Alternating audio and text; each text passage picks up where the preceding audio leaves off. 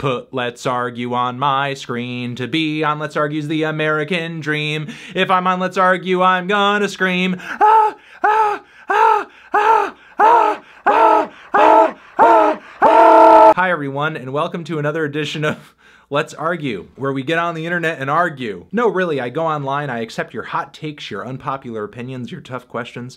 I respond to the best ones in this video segment. Let's go! The original Woodstock lineup was also not very good. You had some corny acts like Sha Na Na on the original Woodstock lineup, but the new Woodstock lineup that everybody is complaining about, I think there's reason to complain. I think that trying to recreate Woodstock in the current festival culture doesn't really make much sense. I think the mix of artists in the lineup just has a lot of people scratching their heads, groups that are newer and more contemporary that will most likely appeal to the old Woodstock heads, artists that no way in hell would appeal to the original Woodstock crowd. With the amount of artists that modern festivals book these days, it's already hard to please everybody and give everyone exactly what they want, and it seems like Woodstock is honestly just like missing that mark even harder. Bioshock Infinite was a major disappointment when compared to the gameplay of 1 and 2. It's overly simplified and super inconsistent in pacing. If the story wasn't so good, nobody would give a shit about the game. Love you, A-word. As some of you may know, when it comes to gaming, I'm kind of a casual, not a hardcore gamer, but honestly, Bioshock Infinite is a game that when it came out, it kind of got me back into playing games a bit, and when I beat it, I went back and I played Bioshock 2 and Bioshock 1. And yeah, you know, honestly, the gameplay of 1 and 2, the planning that it would take to accomplish certain things, it was tougher. It did require more from the player. I loved how those games ran like horror movies. I thought the Art Deco architecture and stylization of a lot of the backgrounds and scenes through the games was really neat. And yeah, absolutely, Bioshock Infinite, a bulk of that game's appeal does kind of weigh heavily on the storyline, though there is a very explosive and visceral feel to the fighting and the gunplay on that game, which I think people, especially me, got quite a bit out of, which is a good thing for me because I rarely play first-person shooters. I find a majority of them to just be annoying. So I guess I just agree. Denzel Curry's version of Bulls on Parade is better than Rage Against the Machines. All right, let's not go crazy, okay? It's good. Denzel killed it, okay? But you know, some of his shrieks, and also, you know, a little bit on the instrumental side of things. The cover was not as exciting for me as the original. And hey, this is also coming from somebody, maybe I'm a little biased, because I vividly remember when that track came out, and that was like one of the best songs I ever heard when that track came out. I fucking loved that track. Got that tape right away. Love Rage Against the Machine. Damn. More of a question, will we ever see an 11 score? I mean, I don't know. I guess I'm not gonna rule out all possibilities. I mean, an album that is a 10, in my opinion, reaches a threshold of enjoyment that I just feel like every track is so great, it's so cutting edge, it's so amazing, but I guess I could see an album being so amazing at some point that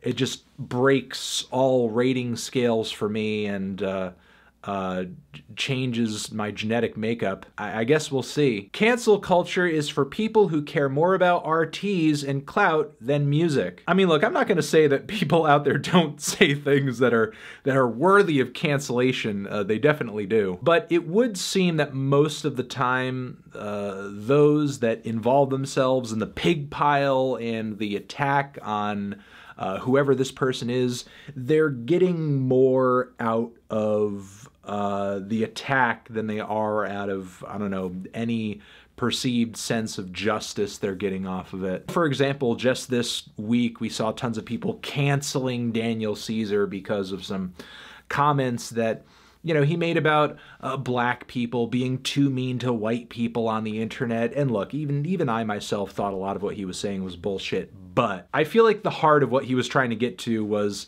everybody should be nice to each other. And also, he blatantly said, like toward the beginning of the rant, that he's drunk. I mean, I heavily disagree with a lot of the points that he was making about racial tensions, but I don't think what he was saying was coming from a racist place or a place that was denigrating or attacking people of color. I think he just generally wants to see people be nicer and kinder to each other, I guess. But if that's truly what you want, I don't feel like you can put the onus of that on a particular group of people. If you want everyone to be nicer to everyone, then it's really everyone's responsibility. You can't single out a particular group and make it seem as if they're the ones standing in the way of accomplishing this goal when they're not. But still, even with that strong disagreement I have with some of the points Daniel Caesar was making there, he's not really worth canceling. Certainly not over that, in my opinion. Lil Xan is famous because Lil Peep died? Wasn't Lil Xan famous before Lil Peep died? What the hell are you talking about?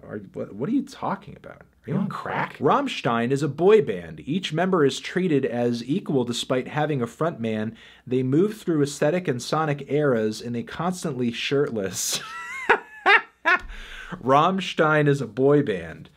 You know, I used to fuck heavy with them back in the day, and I still have a few of their CDs, and I've actually seen them live. And I feel like another thing that you could use to argue that they are in fact a boy band is that they all kind of each have their own little, like, personality and everything on stage. So, yeah, Rammstein is kind of a boy band. Shane Dawson's cat wanted it? What the hell? I never thought in all my years that I would see victim blaming on this level in my Twitter mentions, in my audience, and it's disgusting. When people say review this album, they actually mean give it a good review. I know that's what they mean, which is why sometimes I will respond to people saying that and say, look, you know that I will give this a negative review, right? You know that if I do a review of this, it will most likely be negative. And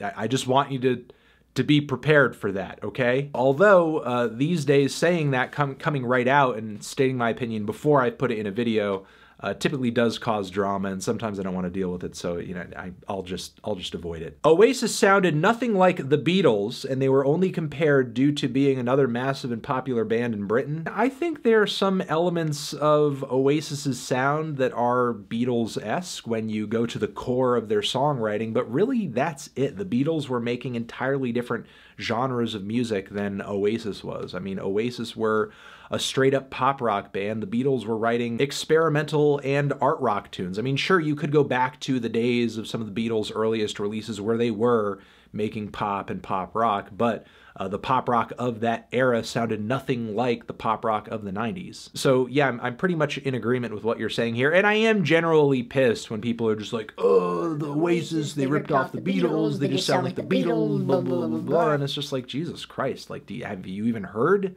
both of these bands? You only react to the most popular replies in these threads, which are most likely the opinions of loving fans who turn on the bell for your tweets and reply first only to receive your attention, therefore diminishing the diversity of the opinion. This has 1 like on it. The previous tweet that I just talked about, 2 likes, 8 likes, 6 likes, 5 likes, 5 likes. A lot of the most liked tweets sometimes end up being garbage and just not even worth responding to, or tweets that I've already responded to on previous episodes where I've, you know, already discussed a certain topic. Or a lot of the tweets that get the most likes are just kind of another variation of blank is just the blank of blank. The ice cream truck song is overrated. If I wanted ice cream, I'd just go to the store and buy it. No banger will ever change that. Look, dude, bomb pops are the shit, okay? Bomb pops. Maybe I could buy one in the store, but I don't want to be that loser who's like a pig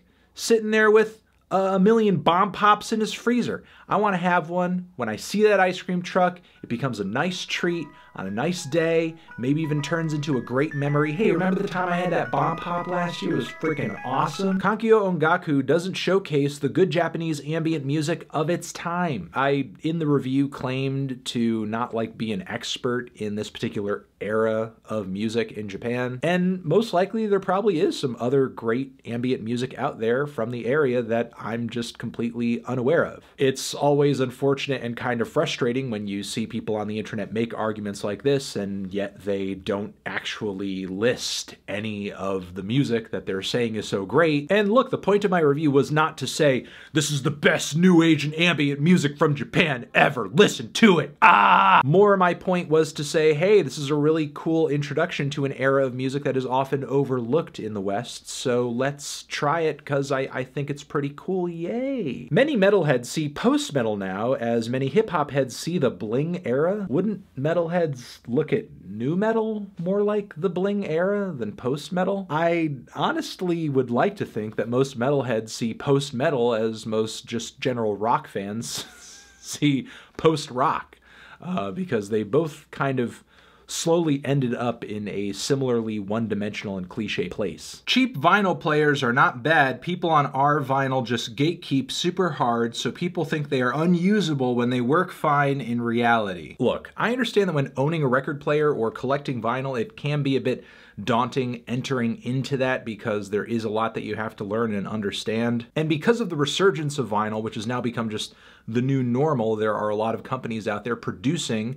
record players that are relatively cheap and relatively easy to use. And yes, they do work fine in respect to you can put the needle on the record and sound will come out of it. However, there is a lot of crap out there in the turntable market in that $100 range that will over time either ruin your records because the needle isn't great or it's not adjusted properly, or it's just generally not that durable of a product, so it's going to fall apart over time, or the sound quality you're getting out of it isn't optimal, and what is the point of even owning a record if you're not going to get the full dynamic range out of it? But getting a record player that actually checks all of those boxes is not an impossibility, and you don't really need to pay that much more for one if you want to own it. It means getting a standard mount, it means deciding between a belt drive or a direct drive, and there are a lot of models from Audio-Technica or Technics or even Stanton in that $300 to $500 range. I know it's more than just the $100 models that you guys might see floating around out there, but there are a lot of models in that $300 to $500 range that, believe me, they will last you so much longer. They sound better. That is, as long as you're not putting a cheap cartridge on it. And if anything does go wrong with this record player, believe me, it's going to be easier to replace or buy a new part than it will be for a all-in-one cheap crappy P-mount record player that you bought for $100. Sure, there are gatekeepers in the vinyl community. There are people who are insane audiophiles who will swear that, you know, the only way you're going to get a good sound out of your record is if you put it on like $1,000 or a $2,000 table. You don't need to pay that much. There are definitely instances of things I would call snake oil in the audiophile community, like, I don't know what, paying like $500, $600 for like silver-lined cables. It's just unnecessary. So if you are going to be getting into records and collecting vinyl, don't do yourself a disservice by selling yourself short and just buying the cheapest, easiest, crappiest thing you can get your hands on first the first time around. And that is going to be it for this episode of Let's Argue. Thank you very much for watching. I hope all of you are doing well. Over here next to my head is another episode in the series that you can check out. Hit that up or the link to subscribe to the channel. Anthony Fantano, Let's Argue forever.